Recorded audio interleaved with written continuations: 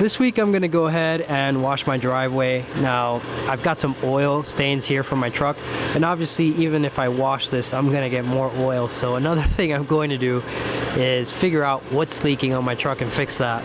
But in any case, I'm going to go ahead and wash this to show you guys what I do now. The oil I'm going to shoot down with Purple Power, which is a degreaser that I like using. I'm going to take a broom and really rough it in. And then the rest of the driveway, I originally thought to spray down with bleach and then pressure wash it. But honestly, it's not necessary. And right now, like, I've been having allergies and a bunch of stuff. So about the last thing I need is to deal with the smell of bleach. So I'm just going to hit it with the pressure washer. I have a 4,500 PSI machine, so it's not really necessary to bleach. It just does get it a little bit lighter in color and does last longer. So I'll probably have to wash it again in another year. So like whatever, I'm not exactly stressing it. I'm gonna go ahead and do the degreaser here and then get going on the rest. Gotta get a sprinkler pump too.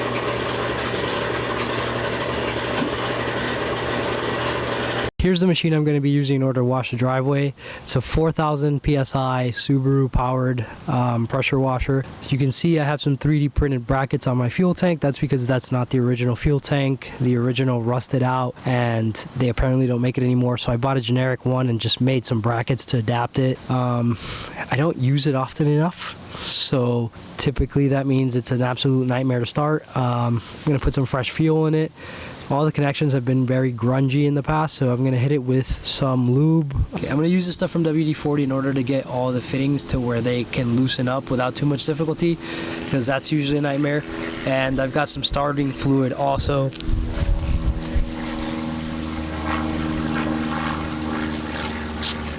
I always have to use starter fluid to get it going because, like I said, I don't use it enough. Even with the starter fluid, it is a nightmare to start until it warms up and then it's consistent.